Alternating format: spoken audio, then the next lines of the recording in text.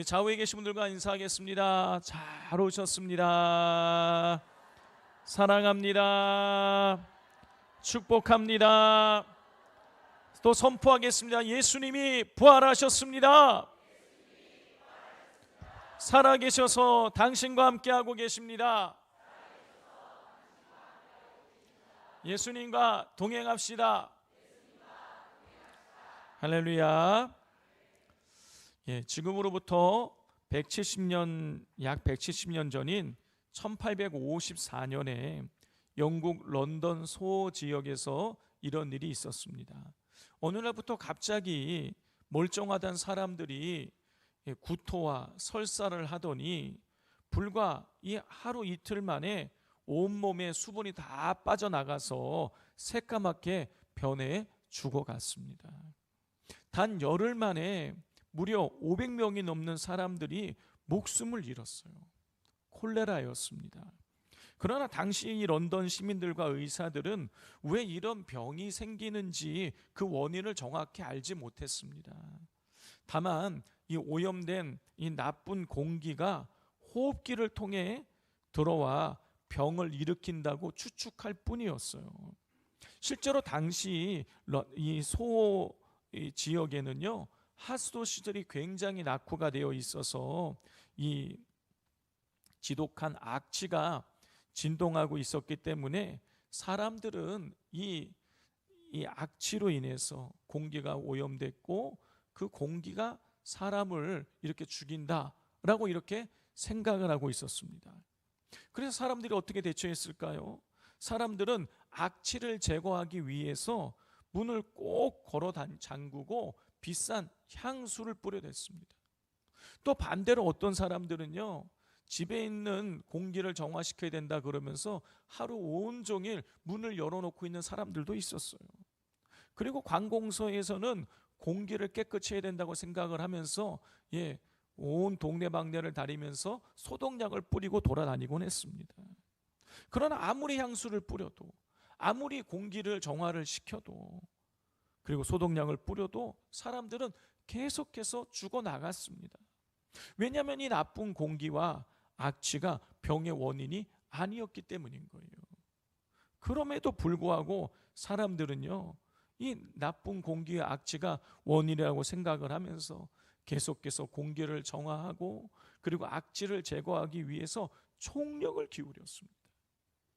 자, 이렇게 나쁜 공기와 악취를 탓하며 사람들이 이 공포에 떨고 있을 때 존 스노우라는 이 의사는 좀 다른 시각에서 이 문제를 바라보게 시작했습니다.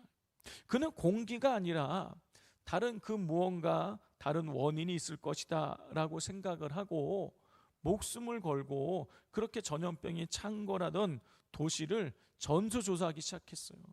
그는 죽은 환자들의 집을 일일이 다 방문을 해가지고 이 환자들이 평소에 다니던 어디를 돌아다녔는지 그것을 다 문답을 해가지고 그 사람들이, 죽은 사람들이 다녔던 지역을 다 지도에 점을 찍어서 표시를 하기 시작을 했습니다.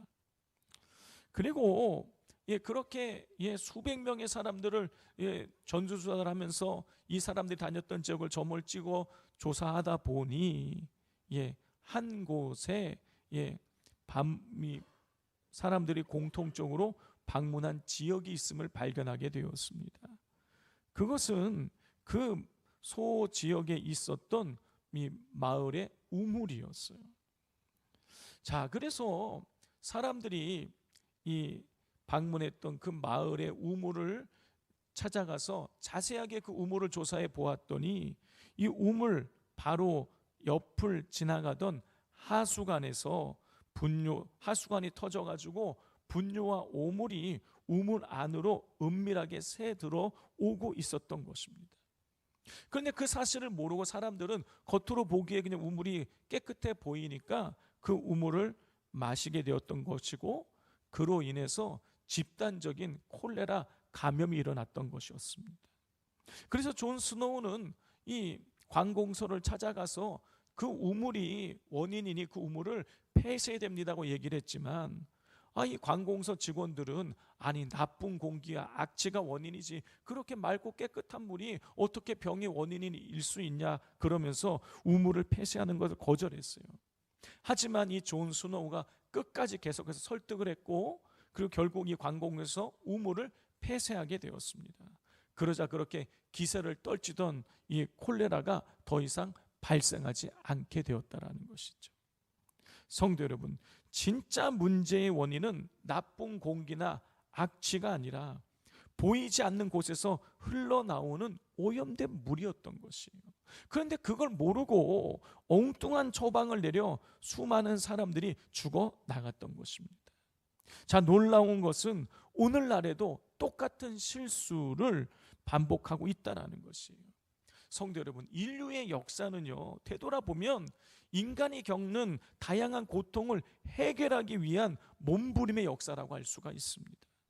실제로 우리가 살아가면서 다양한 고통을 마주합니다. 질병의 고통, 가난의 고통, 관계에 깨어지는 고통, 마음의 우울함과 불안, 그리고 미래에 대한 두려움 등 다양한 고통이 끊임없이 우리를 찾아옵니다. 여러분, 그러면 우리는 이 고통을 해결하기 위해서 어떻게 합니까? 여러분, 19세기의 런던의 그 시민들처럼 나름대로 내게 다가오는 문제를 해결하기 위해서 우리는 다양한 노력을 기울입니다. 과학을 발전시키고 의학을 연구하고 정치를 개혁하고 더 많은 돈을 벌기 위해 밤낮으로 땀을 흘리는 것이죠. 그리고 자신을 위로해 줄 사람을 찾아다닙니다. 돈만 더 있으면 이 고통이 사라지겠지. 좋은 집에 살고 좋은 환경이 되면 내 마음에 불안이 없어지겠지. 저 사람이 나를 위로해 주고 저 사람과의 관계가 회복이 되면 내가 더 이상 불행하지 않겠지 하면서 내 눈앞에 보이는 환경을 바꾸기 위해서 총력을 기울입니다. 사람들이 문제를 해결하기 위해서 인생의 창문을 열고 나름대로 창문에 열심히 인생에다가 향수를 뿌리는 것이죠. 그런데 어떻습니까? 그렇게 과학과 의학이 발전을 하고 옛날보다 비교할 수 없을 정도로 경제적인 풍요를 누리게 되었는데 여러분, 인생의 고통이 줄어들었습니까? 그렇지 않아요. 여러분, 오히려 현대인들은요, 이전보다 더 많은 정신적인 질병과 마음의 불안과 외로움과 우울함과 고독함 속에서 살아가고 있습니다. 도대체 그 이유가 무엇입니까? 이전보다 모든 것이 다 더 좋아졌는데, 환경이 좋아지고 사회적인 제도도 발전하고 왜 더 모든 것들이 좋아졌는데 왜 더 많은 사람들이 내면의 불안과 외로움과 고독함과 우울함으로 고통을 받는 것일까요? 여러분, 이유는 단 한 가지예요. 고통의 진짜 원인을 제대로 파악하지 못하고 엉뚱한 곳에 향수를 뿌리고 있기 때문인 것입니다. 성도 여러분, 인간이 겪는 진짜 모든 불행과 눈물과 외로움과 고독과 이 공포와 이 모든 것의 진짜 원인은요, 사람도 아니고 환경도 아니라 인간 내면 깊은 곳에 자리 잡고 있는 죄라는 이 오염원 때문인 것입니다. 자, 그렇다면 이 치명적인 죄라는 오염 물질은 도대체 어디에서부터 시작이 되어서 우리 인간에게, 인간 영혼 속으로 스며 들어온 것일까요? 여러분, 이것을 알기 위해서 우리가 창세기를 봐야 되는 것이죠. 성도 여러분, 하나님께서 6일 동안에 온 우주 만물을 다 창조하셨어요. 인간도 마지막 날 창조하셨습니다. 그리고 나서 그 인간을 하나님이 따로 별도로 만들어 놓으신 에덴 동산으로 데려다가 놓으셨어요. 여러분, 하나님이 따로 창조하신 이 에덴 동산은 어떤 곳이었습니까? 고통이 없는 곳이었어요. 눈물도 없고 질병도 없고 마음의 불안이나 우울함도 없는 곳이었어요. 그런데 그렇게 그 안전하고 평안한 곳에 비극이 찾아오게 됩니다. 인류의 조상인 이 아담과 하와가 하나님 말씀에 불순종하여서 선악을 알게 하는 나무의 열매를 따먹은 거예요. 성도 여러분, 이 선악과를 따먹은 것은요, 그냥 과일 하나 따먹은 단순한 실수가 아니에요. 선악과를 따먹은 것은요, 하나님이 금하신 선악과를 따먹었다라는 것은요, 하나님이 정하신 경계를 깨트리고 이제부터는 하나님이 아니라 내가 내 인생의 주인이 되어서 내 마음대로 살아가겠다라는 하나님에 대한 반역인 것입니다. 그건 죄인 것이에요. 아담과 하와가 선악과를 따먹는 죄를 짓자 그들 내면 안에 변화가 나타나게 됩니다. 창세기 3장 10절입니다. 이르되 내가 동산에서 하나님의 소리를 듣고 내가 벗었으므로 두려워하여 숨었나이다. 아담은요, 하나님이 찾으시는 소리를 듣고 뭐라 그랬냐면 내가 벗었으므로 두려워하여 숨었다, 이렇게 대답을 했어요. 여기서 이 두려워하여라는 이 단어가 히브리어로 야레입니다. 여러분, 이 야레는요, 그냥 조금 무서운 정도, 뭐 밤길 가는데 껌껌해서 무섭다, 이 정도의 무서움을 나타내는 단어가 아닌 거예요. 여러분, 이 야레는요, 심장이 덜컥 내려앉고 영혼이 부르르르 떨리는 극심한 공포와 불안을 의미하는 거예요. 성도 여러분, 이 에덴 동산이라는 환경은요, 하나도 바뀐 게 없어요. 여전히 과일이 주렁주렁 맺혀 있고요, 여전히 안전하고요, 여전히 옷을 입지 않고도 생활할 수 있을 만큼 온화한 곳이었어요. 그런데 아담에게 이 죄라는 오염물질이 들어오자마자 아담은 그 완벽한 낙원 한복판에서 영혼이 마비되는 극심한 불안과 공포를 느끼게 된 거예요. 여러분, 환경이 문제가 아닌 거예요.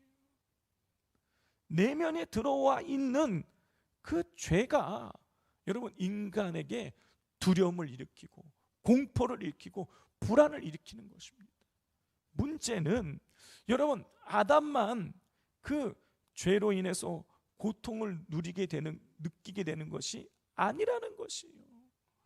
로마서 5장 12절입니다. 그러므로 한 사람으로 말미암아 죄가 세상에 들어오고 죄로 말미암아 사망이 들어왔나니 이와 같이 모든 사람이 죄를 지었으므로 사망이 모든 사람에게 이르렀느니라.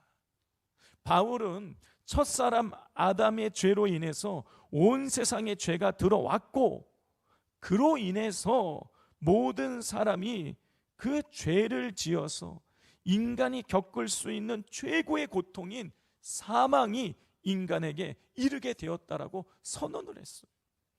여러분, 바울의 이 선언은요, 결국 죄가 인간이 겪고 있는 모든 고통의 원인이라는 뜻인 거예요. 자, 그렇기에 여러분, 인간은 내 앞에 놓여 있는 이 문제를 해결하고 물리적인 환경을 개선하고 누군가 사람을 만남을 통해서가 아니라 죄의 문제를 해결할 때 비로소 진정한 평안과 자유를 누릴 수 있게 되어지는 것입니다. 자, 이것을 오늘 본문이 우리에게 가르쳐 주고 있어요. 여러분, 오늘 본문을 보면 사람들이 중풍병에 걸린 한 사람을 예수님께 데리고 옵니다. 같은 내용을 기록하고 있는 마가복음 2장과 누가복음 5장을 보면 이 사람들이 중풍병자를 예수님께 데리고 왔을 때에 너무너무 이 집안에 사람도 많고 그래서 이 중풍병자를 데리고 예수님께 갈 수가 없었어요. 그래서 어떻게 합니까? 지붕을 뜯어내고 이 중풍병자를 줄에 달아 내리게 되는 것이죠. 예수님께서는 이 사람들의 믿음을 보시고 이 중풍병자를 고치세요.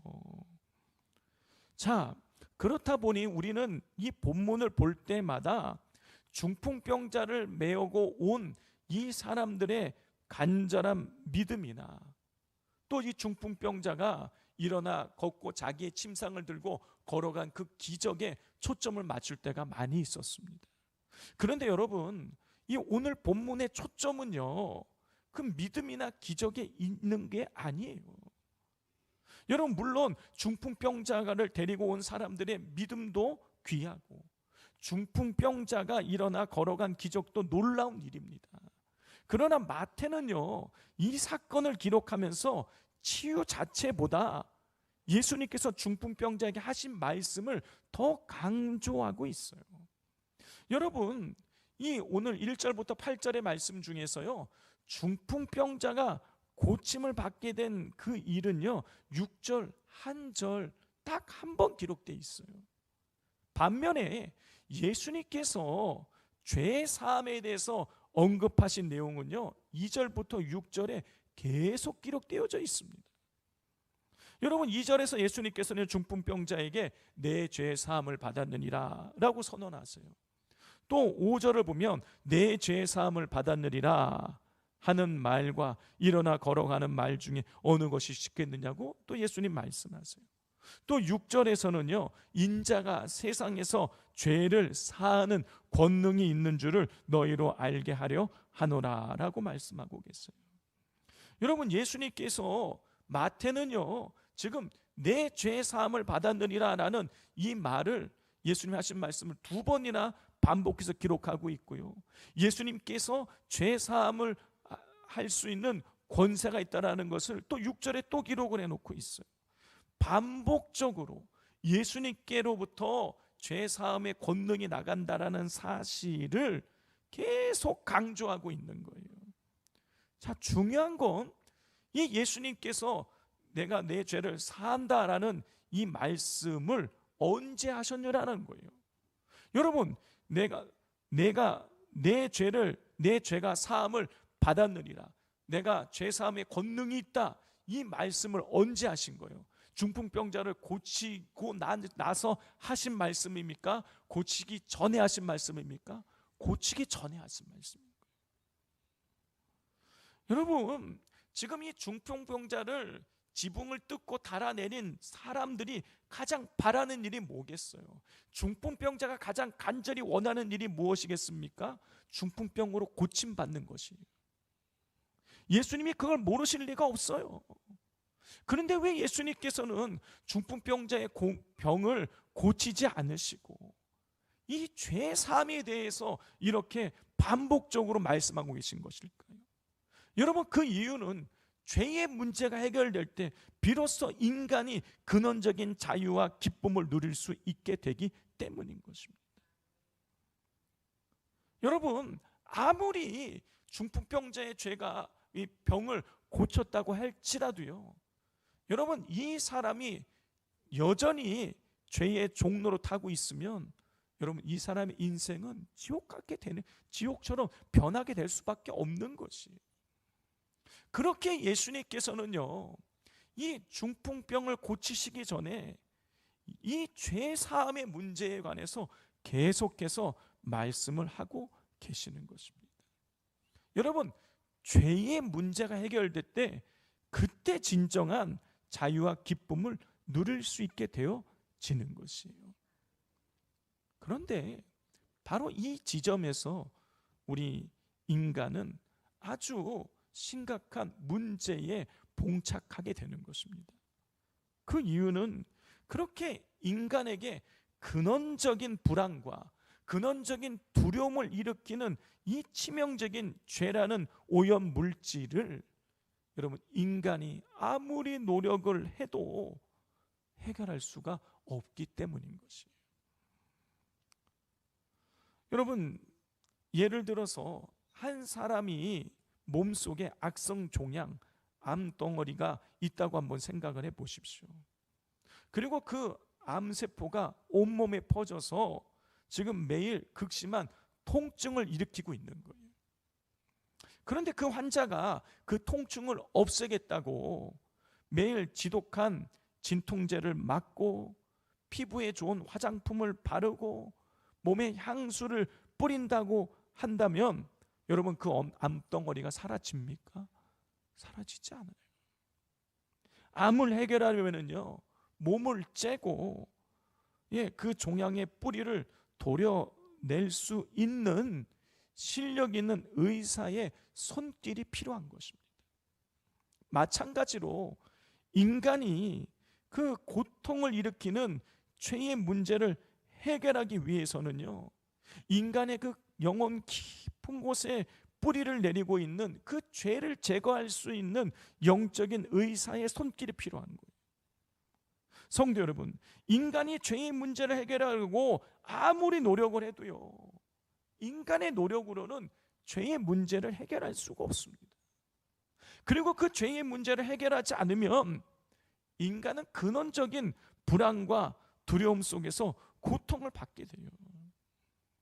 그렇기에 예수님께서 중풍병자의 병을 고치시기 전에 너의 죄가 사함을 받았느니라 라고 선포하셨던 것입니다. 성도 여러분, 인간이 아무리 도덕적으로 훌륭하게 산다고 할지라도, 종교적으로 치장을 한다고 할지라도, 여러분 그 영혼 깊은 곳에 깊이 박혀 있는 죄의 뿌리는요, 결코 인간의 힘으로 뽑아낼 수 없어요. 그럼에도 불구하고 인간은 그게 너무 고통스러우니까 그 죄의 문제를 해결하기 위해서 인간은요, 역사를 보면요, 끊임없이 노력을 해왔습니다. 여러분, 대표적인 분이 성철 스님이에요. 성철 스님은 세상의 모든 부귀영화뿐만이 아니라 가족까지 등지고 산속으로 들어가서 평생을 돌을 닦으셨어요.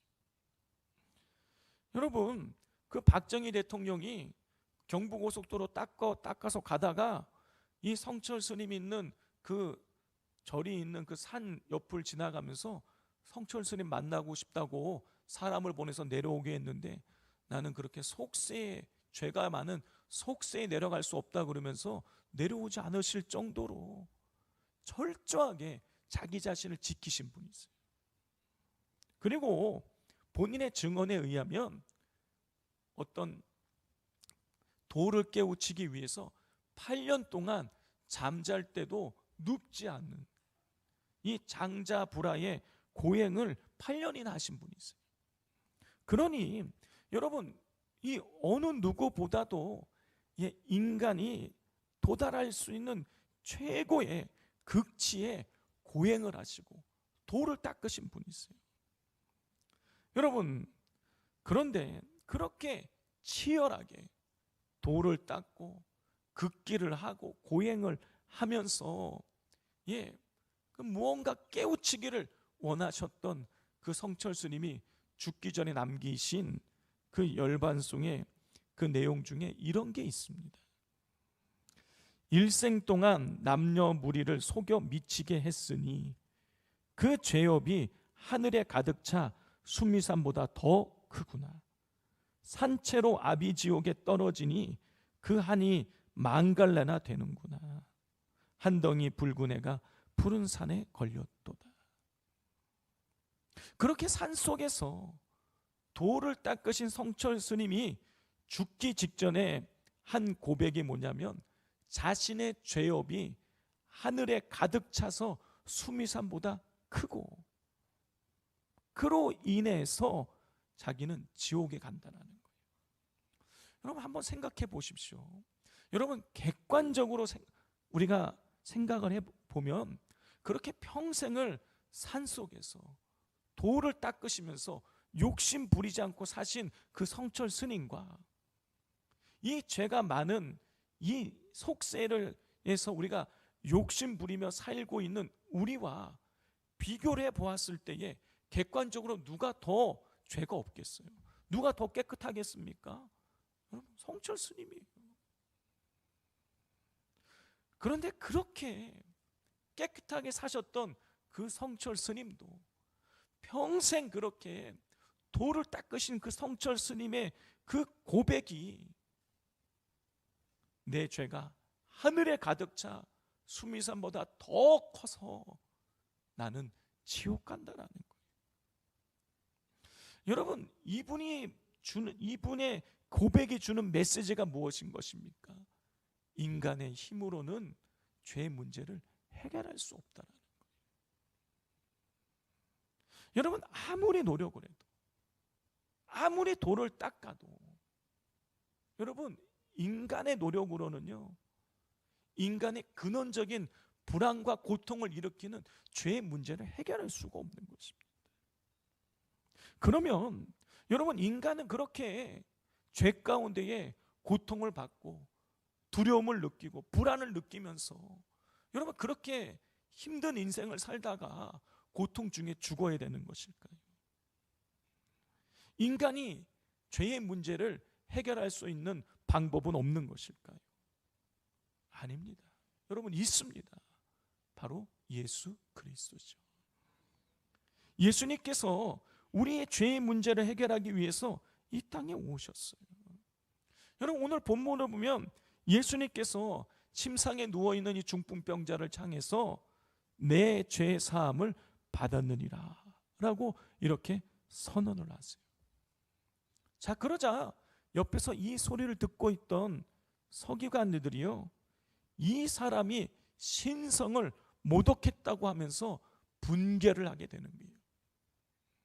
여러분, 이 서기관들의 생각이 잘못된 것일까요? 아니에요. 여러분, 죄는요 하나님께 짓는 것이기 때문에 온 우주를 지으신 창조주 하나님 외에는요 인간의 죄를 용서하고 도말해 줄 수 있는 권세가 없다라는 것이 그 시대 사람들의 생각이었어요. 성경적으로도, 구약 성경적으로 보자면 그러해요. 맞는 생각이에요. 그렇기에 예수님께서는요 중풍병자의 죄를 사하신다고, 예수님께서 중풍병자의 죄를 사한다고 하시니까 이 서기관들이 신성 모독을 한다고 하면서 분노했던 것입니다. 자, 이 상황을 보시고 서기관들의 그 마음을 꿰뚫어 보시고 예수님께서 이런 질문을 하나 하십니다. 우리 5절을 같이 한번 읽어보겠습니다. 시작.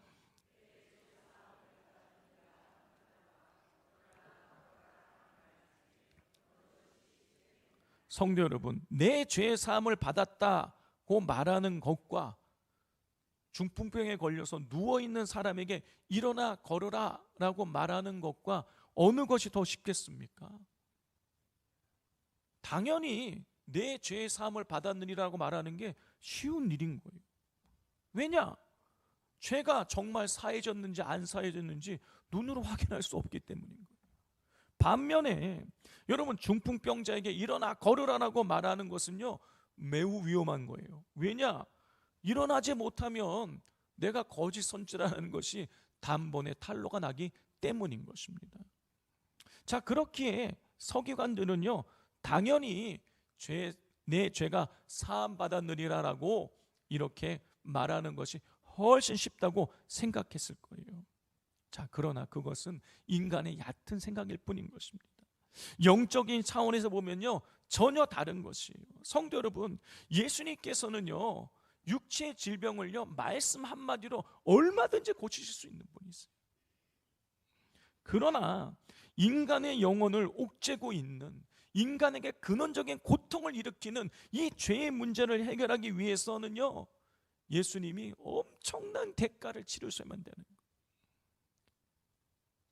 일단 피조물 창조주이신 예수님이 피조물이 되는 고통을 겪으셔야 되는 거예요.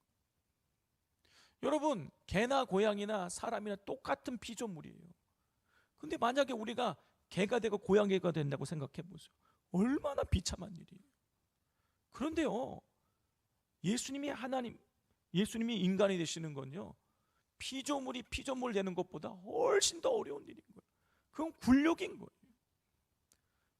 또 예수님이 죄를 사하기 위해서는요 인간의 몸으로 오셔야 될 뿐만이 아니라 십자가에 달리셔서 물과 피를 다 쏟으시고 죽어야 되시는 엄청난 고통을 겪으셔야만 되는 거예요.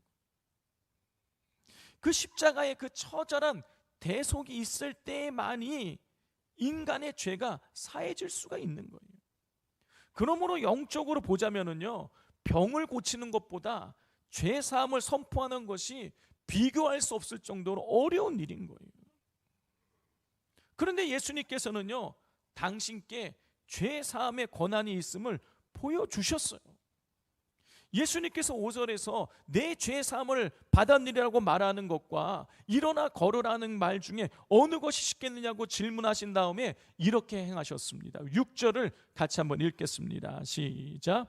그러나 인자가 세상에서 죄를 사하는 권능이 있는 줄을 너희로 알게 하려 하노라 하시고 중풍병자에게 말씀하시되 일어나 내 침상을 가지고 집으로 가라 하시니, 예수님께서는요 서기관들이 더 어렵게 생각한 중풍병자를 고치심으로 당신께 죄사함의 권세가 있음을 증명해 보이셨어요. 성도 여러분, 예수님은 단순히 우리 눈앞에 보이는 환경을 조금 바꿔주시거나 세상적인 위로나 건네며 우리 인생에 향수 조금 뿌려주시기 위해서 오신 분이 아니에요. 예수님은 인간이 아무리 노력을 해도 도무지 해결할 수 없었던 그 무서운 죄와 사망의 권세를 끊어버리시고 참된 평안과 자유를 주시기 위해서 오신 분이신 것입니다. 성도 여러분, 예수님은 우리에게 고통을 주는 죄의 문제를 해결하실 수 있는 권세가 있으신 분이세요. 그러므로 예수님 앞에 나아갈 때만이 우리는 죄로부터 자유해지고 상황과 환경에 흔들리지 않는 참된 평강을 누릴 수가 있게 되는 것입니다. 그러므로 여러분, 이 사실을 기억하시고 마음에 고통이 있을 때, 마음이 괴롭고 힘들 때에 여러분 주님 앞으로 인생의 무거운 짐을 가지고 나아가실 수 있기를 바랍니다. 그럴 때 여러분 우리 삶을 짓누르던 죄가 끊어지고 이 불안과 두려움과 공포의 전염병이 떠나가고 우리에게 진정한 자유가 임하게 될 것입니다. 기도하겠습니다. 하나님, 모든 인간은 죄인입니다. 그리고 인간은 아무리 노력을 해도 죄의 문제를 해결할 수 없습니다. 그래서 그 죄로 인해서 끊임없이 고통을 당하게 되고 결국에는 지옥에 이를 수밖에 없습니다. 그런데 예수님께서 이 땅에 오셔서 십자가에서 모든 죄를 사하시고 우리를 죄로부터 자유케 해주셔서 우리가 참된 평안을 얻게 하셨습니다. 그러므로 우리가 교만한 마음을 내려놓고 힘들고 어려울 때에, 괴로울 때에, 원인을 알 수 없는 마음의 두려움과 불안과 공포가 찾아올 때에 예수님 십자가 앞으로 나아가서 우리의 죄짐을, 인생의 그 고난과 역경의 짐을, 두려움의 짐을 예수님께 내어 맡김으로 참된 평안과 자유를 누리게 하여 주옵소서. 예수님의 이름으로 기도드립니다. 아멘.